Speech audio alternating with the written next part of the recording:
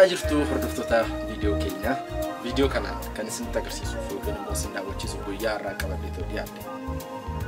Ijoolleen ofii waldaa barattootaa numaan waliin ta'uun shamarran biyya alaa jiraatan hirmaachisuudhaan namoota harka qalleeyyii ta'anii fi daa'imman umriin isaanii waggaa 18 gadi ta'an maatiin isaanii harka qalleeyyii ta'anii fi maatii kan hin qabneef uffata bituun ayyaana waggaa akkatti taasisanii jiru. Akkasumas maatiiwwan harka qalleeyyii ta'an namoota gurguddoo haawwan keenya abbootii keenyaaf namoota adda addaa qaama miidhamoo ta'aniif waan nyaataa akkasumas immoo uffata barreessii akkasumas immoo namoota 15 fi ijoollee umriin isaanii waggaa 18 gadi ta'aniif uffata irraa jalatti uffisuu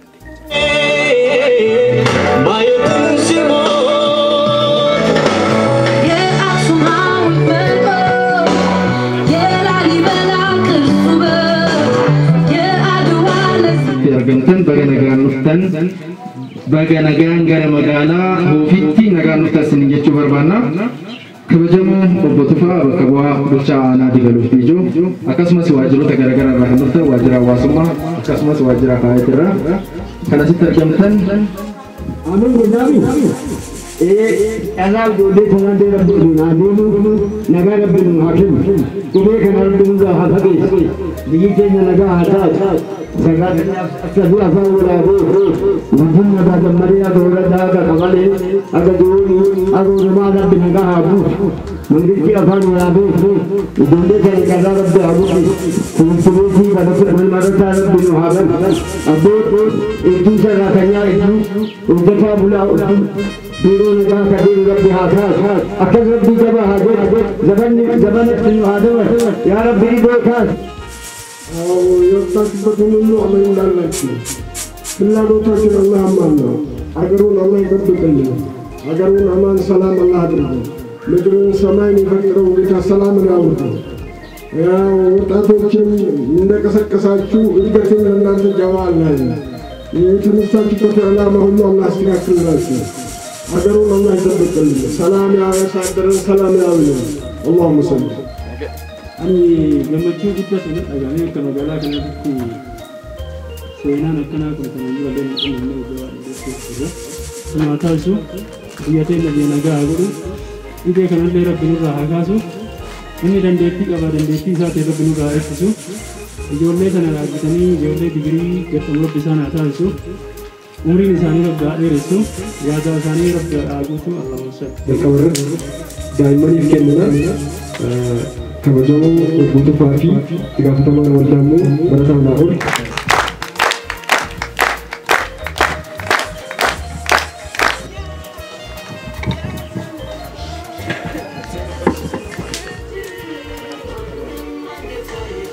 Taansee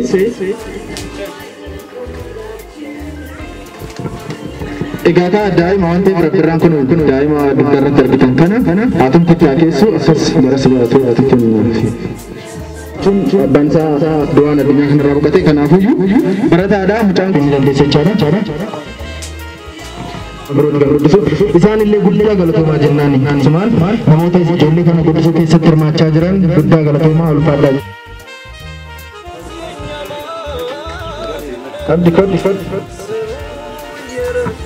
Abdisu Gosee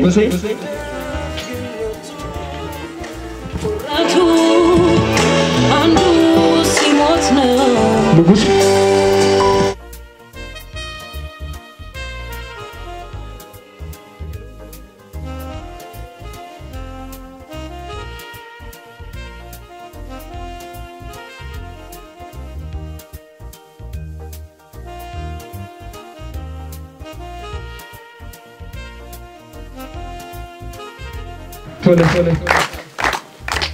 amma kan kennuuf deemaa jiru uffata halkaniiti uffata qorraa jechuudha bidiribsii isa jennu san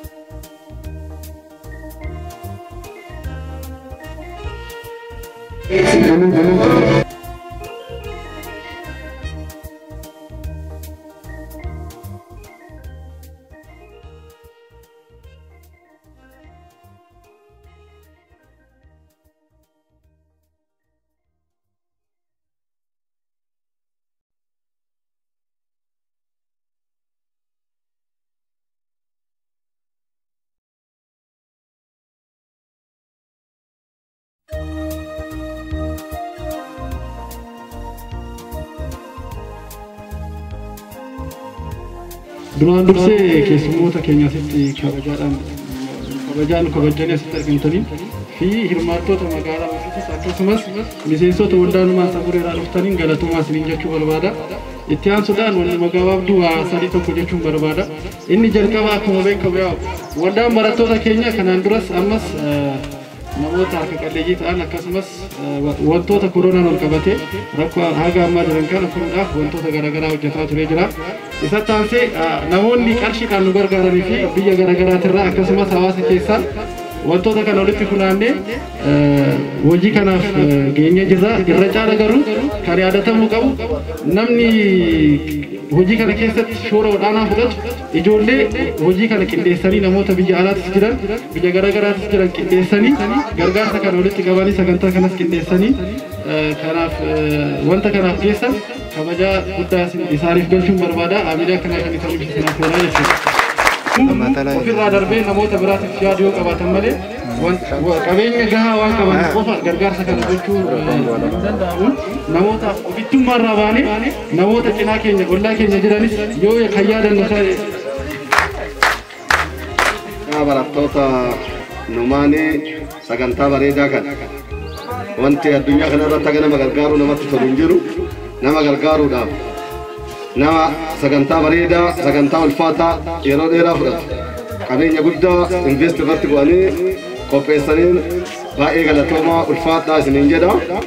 Irraanaan soodaan barattoota kanarraa akkuma walitti qabaa waldaa kanaa kaase baay'een isaanii yoo ilaallu barattoota daa'imman sammuu yaadan waan qabaniif akka nu arginuuf nutti kana argisiisuudhaaf baay'ee gargaarsa keenya kana qofaan namni laga ce'aa namni baay'ee deema jedhanii yaadamee osoo hin taane akka nu saalfannee nama deeggaruu dandeenyuuf nama deeggaruudhaaf ammoo akkuma inni kaase birrii waan qabnuuf barannee waan baay'ee profeesara taaneef doktora taaneef yookaan qonnaan bulaa moodela waan taaneef miti sammuutu yaadee akka walitti dhufu godha. Kana maaltu argisiisa barattoonni mataa isaatiin barataadha. Homaa waan galii addaa qaban hin qabu maatirraa gargaaramanii baratu. Ka maatirraa gargaaramanii baratan ofii isaatii atta goonee walitti finna. Kiisii nama dhuunfaati atta goonee walitti finna. Kenna kan nu kenna keessa atta goonee walitti finna jedhanii waan agada bareedu waan agada ulfaatu. Dhugaa dubbachuudhaaf ani waldeenni kun yoo baranaa miti galee gale tureera. Sagantaa isaan eenyu jedhan yeroo sadaffaa kiyyaadha irratti hirmaate. Sagantaa kennaa isaan qopheessan jechaa. Kanaaf kanarraa wanti nu barachuu qabnu wanti hawaasni barachuu qabnu nama iddoo jirrutti akka gargaaruu dandeenya. Maaliidhaan yaadaan maaliidhaan sammuu kireet waa kireet goone waan tole tokko immoo goone birriin argamaa jechaa wanti kennanii argamaa jechaa. Amma namni shaamisii takka daa'imaa bituu nama kennu ulfaatuun beektu daa'imman uffata kennanii fi argitan uffata halkanii nyaatu. Kanaaf ani ijoollee kana baay'ee bira dhaabbachuu nu gaafata. Kallattii isaan kaan kana ammoo akka barnootaatti fudhannee kallattii nutti argisiisanii nu saalfachuu qabna. Maaliif nu abbootiin qabeenyaa as keessa baay'eetu jira. Kanallee garuu waan wayii hojjenna maqaa mana barumsaatii fi maqaa miseensota achi keessa jiran hundaatiin waan wayii waan nuusimaa jiru kana qabannee waan itti deemaa jirru nullee asumaan asiin dura gara yeroo manni barnootaa saaqamu ijoollee nama 15 irraa kaanee hamma nama 20 jala gahutti dabtararraa kaanee uffata yuunifoormii waan garaagaraa waan humni danda'e gochaatiin ture ammallee aadaa kana cimnee itti deemaa jira. Asumaan ammallee waadaa galuu kan barbaadu garee kanaan taanee hojii keenya cimsinee ijoollee 20 hamma 30titti wantoota amma kaase kanas ni deeggarra jedhee asumaan waadaa galuun barbaada. Dhumarratti waldaan uumaan qeerroo kallattii garaagaraatiin gurmaa'ee dhufee hojii bareeda kana hojjechaa jiru kana mee sirriitti deebi'aa hamilee naa kennaafi jechuun barbaada. Nama ta'uun nama gargaaruudhaaf ga'a. Inni nama ta'e nama gargaaruu danda'a jechuudha. Inni ilma namaa ta'e inni namaa ta'ee sammuu itti yaadu qabu nama qarqaaruuf ga'a. Kanaaf ani waldaa kana jajjabeessuudhaaf akka dhuunfaatittis akka caasifama gandaatittis kan yoomiyyuu sa'aatii 24 kan bira dhaabbannu ta'a jechuudha. Caasifamni baratuumaan jedha inni hojiin guddaan yaadu yoo yaadne amma humnaa hojjechuu hin dandeenya humnaa olis hojjechuu hin dandeenya. Kanaaf hadharraa jalqabee guyyaa hadhaa kana ganama wanti kun qindaa'uu dhabuurraa caaseffama akka hadhaatitti ijaarree garee gareedhaan hawaasa garee asitti hirmaachifne sun iddoo kanatti nu argamuu hin dandeenye. Maaliif sa'aatii wal simuu dhabuudhaan? Kunis hanqinaatitti kan fooyyessinu ta'e waldaa kana akka ganda duwwaa tokkotti yoomiyyuu bira dhaabanna akka dhufaatitti hin gargaarra inni ijaarree yeroo gabaabaa keessatti wanna gargaaruu qabnu inni ibsinaa jechuudha. Ani akka dhufaatitti haadharraa wanna daftara ijoollee ta'u qarshii 500 waadaanan seena. Maaliin asitti wanni dagatamuu hin qabne eenyus haa ta'u nama tuffachuun hin danda'amu jechuudha. Inni daa'imman haadha asitti arginu kan boru biyya kana ceesisu isa. Kan boru dhaloota kana fuudhuu danda'u isaan waan taaneef yoomiyyuu bira dhaabannee deeggaruu qabnaa. Jechuudha waldaa Numaanii fi keessummoota asitti argatan hundaayyuu har'a isin afoo dhaabattee haasawaa gabaabaa akka biroo ta'uuf hojjetan. Rakkoo hawaasaa keessa jiru gariblee kan hojjetuu fi isaan faana taa'ee waldaalee eeggarsaa kana bakka hundatti kan hundeessee isaan faana ta'ee kan hojjetudha. Yaa ta'u malee haala qabatamaa amma jiru waldaaleen kun dursanii jiru dhugaa jiru dubbachuuf jechuudha. Dursanii jiru boruuwwan maal godhanii keessa galeetti maal uummanni kaka'umsa uumanii jiru. Bakka nu wajjin bakka nu geenye nu ol deemanii akkaataa itti hojjetaa jira waan nutti agarsiisan jira jechuudha. Kanaaf nus akka waajjira dhimma hojjetaaf hawaasummaatti har'a kana goona jennee waadaa seenu. Maaliif piroofarbii tokkotu jedha. Not to promise, at least you promise. Waadaan sini waadaan kee waadaa ta'e qofaadha. Kanaaf akka mana hojii keenyatti jechuudha. Akka mana hojii keenyatti nus of deemnee kan laallu. Kabajaa fi qaamonni irratti hirmaatan illee immoo jechuun shamarran dhalattoota naannoo kana kan biyya alaa jiran waliin ta'aniiti waldaa barattoota Numaan kan magaalaa Saburii fi hojjetuu fi as jiran waliin ta'aniiti jechuudha. Deeggarsa kana godhaa turre. Deeggarsa kana inni biroo kan inni godhu har'a kan fokus irratti godhe daa'imman namoota dargaggeessa keessaa namoonni 15 daa'imman kuni sababni kana taasifneef maalidhaa fi egereen biyya kanaa kan murtaa'u daa'imman har'a jiran sila ta'eef jechuudha. Kanaaf dhaloota kanarratti yoo hojjenne dhaloonni kun ilaalcha gaarii qabatee dandeettii fi beekumsa akkasuma muuxannoo qabuun biyya kana ceesisu tarree biyyoota guddatanii siriirsuu sila danda'uuf hojii gaarii fi fakkeenyummaa gaarii jedhee namana. Kanaaf milkaa'ina hojii kanaa keessatti immoo qooda olaanaa kan fudhatan keessaayyuu dargaggoonni magaalaa ofii shimallisii dabalatee hundi keessaniyyuu jiraattonni barsiisonni illee warri kana keessatti hirmaatan maqaa kootii fi maqaa paarlaamaa daa'immanii akkasuma waldaa barattoota Numaan isin galateeffachuun barbaada. Waan baay'een dubbachuu barbaadu garuu waan sadan tokko yaa kaasu. Tokkoffaa obbo Tufaan dubbatanii jiru waa'ee magaalaa. Baay'ee nama dulloome miti soorama qaba. Nama dulloome qofa miti kan soorama baasanii yaada dulloomellee soorama baasu. Yoo magaalaa keessatti isin hojjetu ta'ee hojjetanii jiru irra deemuudhaan laala. Dhimma magaalaa kanaa yeroo baay'ee waan ibsuuf waan asii ba'eef miti baay'ee. Magaalaa Bulchaana laalaa fi Ijoo Digaluu laalaa magaalaan tun hundooftee jirti. Bara 2002 irraa kaasee hanga har'aa haga guddachuu qabdu jijjiiramni dhufuu qabu dhufaa hin jiru jechuudha. Uummanni magaalaallee warri irratti fokus gootanii qabduu deemtan deemee rakkoo guddaadha kan dhufu sila ta'e magaalattii tokkoffaa magaalattiin akka magaalaatti itti fufuu qabdi. Akka magaalaatti itti fufuudhaaf immoo hooggansa gaarii qabdi. Sana booda uummanni tokkummaadhaan magaalaa guddisuuf hojjechuu isarra jiraataa jechuudha. Kanaaf kana sirriitti hubachuutu nama danda'a. Maaliif yeroo tokkoonni haasa'amni jira magaalaan ofii baajetaa nuuf danda'an jirtu maali nuuf danda'an jirtu warri aanaa tarii beekuu danda'a sila ta'e kuni kan dhufu hooggansa gaariidhaan immoo magaalaa naa guddattu har'a namoota deeggaruu duwwaa osoo hin ta'in namoota kannaaniifuu carraa hojii uumamuu danda'a namoota baay'eedhaaf jechuudha yoo magaalaan guddatti. Kanaaf nu qabu.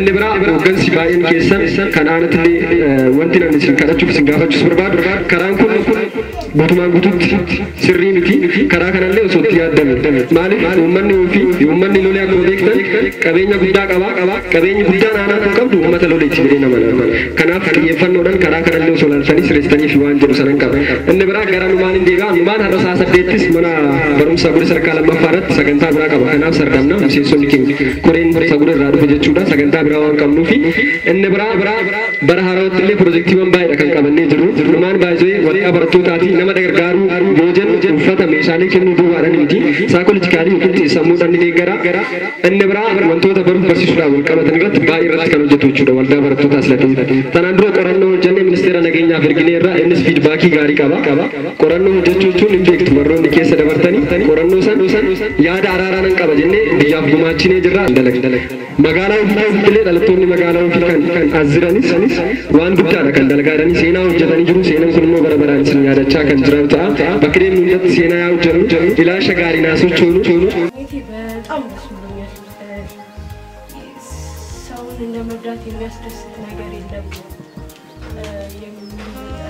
የሚለውን ነገር ከኔ በፊት ሰዎች ተናግረውታል እና በጣም እድለኝነት ነው የሚሰማኝ ስለመጣሁ nama jechuun kan akkana targamu wanni hojjennu maaliif haa hojjennu lammiif haa hojjennu rabbiif haa hojjennu kanaaf asitti illee garagalanii aanni hundi yoo argame yoo waan hunbuudhe bu'aa isaanii garuu agarni kun argame onnee qabaate lammii ofiiti yoo buufame hojii bu'aa argamu san baay'ee natti dhagamee jira mee hamilee sirrii naa kenna wanni guddaan adda sabiyyiin tun daa'imni tun dhaaltu biyyaati bor hadha daa'iman bor dhaaltu biyyaati akkanaa kana deebi'ee wanni keessatti arge wanni na gammachiisu hadhuma dhaga'ee ture bakka kanatti dura guttaaraa deemuun barbaadee wanni na gammachiisu nama akkamiitii kennamee qajeelfamuu keessatti na'u nama kennamuu fi qabu kennanii taansi rabbi sinaa oolche kan barbaadu biyyattis kan barbaadu akkanaa kana forjirii miti kan barbaadu uf ta'ee argame hujii bu'aa gaarii yoo buuse eenyullee hujii mootuu isa galateeffate duratti dubbii fayyuu ni ta'e kenna barjaafe barumsa keessan osoo addaan hin kutin osoo hin hafin osoo hin harca'in barumsa keessan sirriitti cimtanii barachuu danda'uu qabu jechaadha. Barumsa keessan akka barataniif immoo daftaraa, iskiriiptoo akkasumas yuunifoormii qaamonni isin deeggaran namoonni isin gargaaran baay'eetu jiru. Wanti guddaan kan isinirraa eegamu garuu immoo abdii osoo hin kutin barumsa keessan cimtanii baratanii hoofiidhaaf akkasumas immoo biyya keenyaaf akka taatan isin jala isin dhaamuun barbaada. Kanaafuu guyyaa barumsa eegalame miira ka'umsatiin sirriitti onnatanii gama barumsa keessanii. Hanga ammaatti dhibee koronaatiin wal qabatee duubatti osoo hin deebi'in gana bonna osoo hin ta'in hanga ammaatti daa'imman keenya bira dhaabbatanii waan namoonni gurguddaan yaada isaa yaadanii asitti daa'imman keenya kana nu affeeruun isaanii akka waan guddaatti kan fudhannu jechuun hin danda'ama. Kanumarra dhaabbadde waldaan numaan ani akka kootitti baay'ee galateeffadha. Baay'ee irra deddeebi'ee waan galata guddaa kennaniif jechuun hin danda'ama. Asuma yoo deebinu gama keenyatti warreen isaan dura jirru kun akkuma asii gaashtuu faarree bukaasanitti nutumtuu hangamta akka deeggarsa namoota harka qalleeyyii kanaaf goone kan jiru yoo ofiidas deebistee kan laaltu ta'e baay'ee namatti dhaga'amaa jechuudha. Qoriyamtuun isinii waraani ijjamtuun isinii argina karaa dheeraa saffii isinii haa godhu ijoollee to'anii.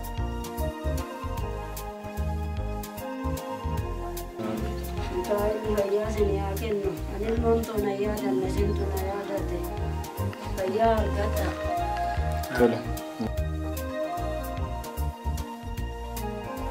Sagantaan keenya akka galma godhuuf keessattuu shamarran yaalaa jiraatan maatii isaaniitii fi ofii isaanii jijjiiruudhaaf kan biyya ormaa jiraatan biyya ormaa hojjetan sagantaan kun akka galma gahuuf akkasumas waan qaban irraa qabeenya isaanii mallaqa isaanii osoo hin ta'in gosatii waldaa keenya fayyadamuudhaan namoonni kunniin akka gargaaramaniif shoora guddaa taphatanii jiru.